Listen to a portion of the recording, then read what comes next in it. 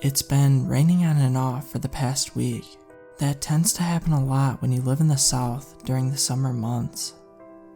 It was last Wednesday, around 7-ish, when it started to drizzle. Half of the sun had already disappeared from the sky, when the dark, ominous clouds took over the dark pinkish, almost dark purple horizon. I was sitting out on my porch reading a book in my wicker rocking chair. I very much enjoyed the rainy weather that comes with this time of year. I just find the soft drip drops of rain pitter-pattering on the ground below comforting. I was sitting there gently rocking in my chair, nose deep in my young adult fantasy romance novel, when I noticed that the world around me had gone silent.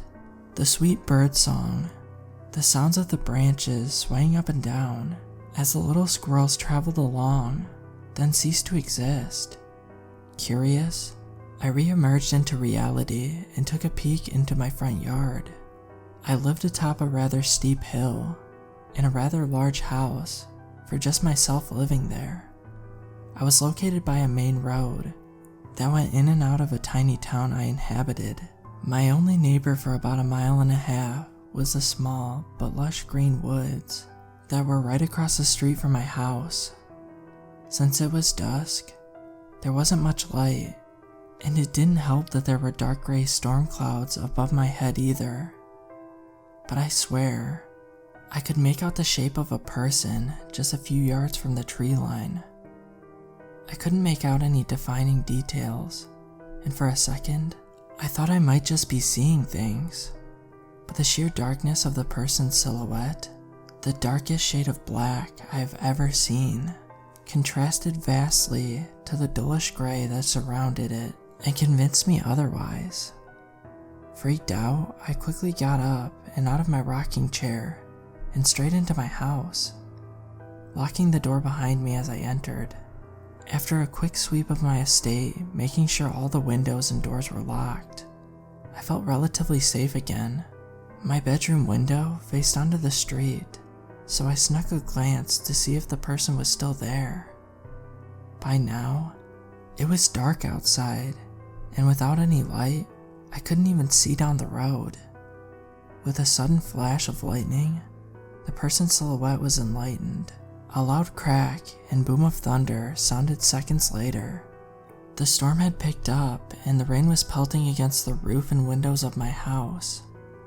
The singular streetlight hummed to life, illuminating the figure permanently. It was closer to my house now, particularly in the middle of the road. I'm almost 100% sure it was facing my house. They looked completely dry considering the heavy rain falling down from the heavens. Another flash of lightning caressed the sky and was followed by another powerful crack of thunder. The ambience of the storm just made my whole situation 10 times creepier. I decided that if I heard any suspicious noises from directly outside my house, I would call the authorities. Although it was terrifying to see, the figure wasn't really harming me. I mean, besides being nightmare fuel, so I couldn't do much about it. I left the window and crawled into bed with my book.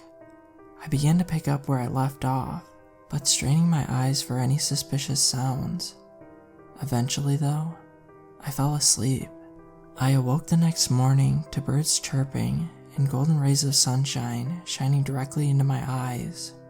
The events of last night caused me to go to my window first thing. All I saw was a small car driving past, and the same tree line that had greeted me every morning since the day I moved in. After a cup of coffee, I decided to look around my property for footprints, or anything that could indicate a possible crime was almost committed. Call me paranoid, but that person could have been a robber, or even worse yet, an escaped convict. I didn't live by any prisons, but it was still a possibility. In my mind anyway. The rest of the day went as any other. I ate breakfast, tidied up the house, and by the time I was done, it was time for dinner. As I finished cleaning the kitchen after my meal, I could see the storm cloud rolling in from the window that overlooked my porch. from the kitchen sink. It was going to be another rainy night, and I was elated. About an hour later, it began to rain again. I thought nothing of it as I sat down to catch up on some TV shows. Normally, the rain showers would last 30 minutes to an hour, but by the time 2 hours had passed, it was still raining outside. The day was extra humid than normal, and I've been in several hour showers before, so yet again I chopped it up to good old Mother Nature. I decided to take a peek out of my bedroom window, either out of paranoia or curiosity, or just because I knew deep down in my gut, there they were, under the street lamp. 3 figures this time. One was in front, and 2 were behind the first one, an equal distance from each other, all looking like carbon copies of the first one. I watched for hours as they just stood there. I don't know who they were or what they wanted, and it freaked me the hell out.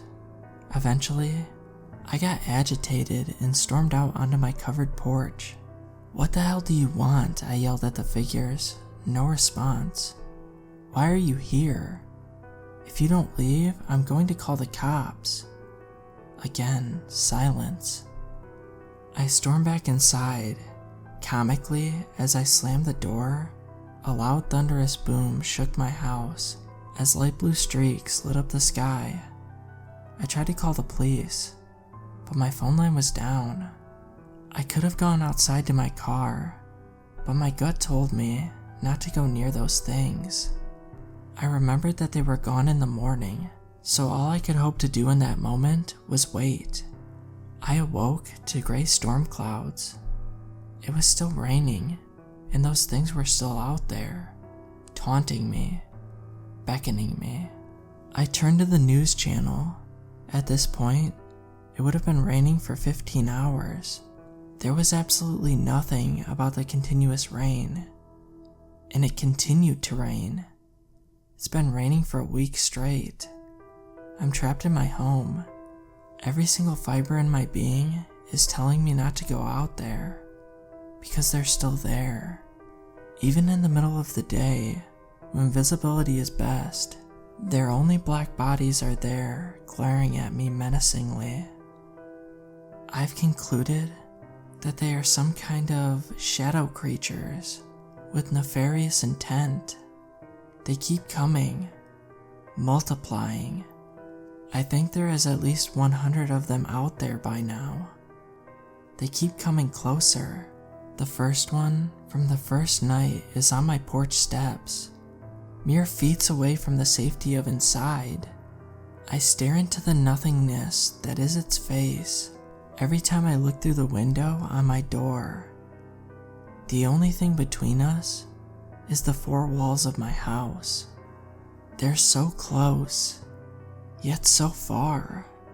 They keep calling to me, even though they don't possess any mouths. They yearn for me to go out there to them. They beg me to join them. They are compelling me and convincing me to leave my humble abode. I think after I'm done recording this, I'm going to go out there.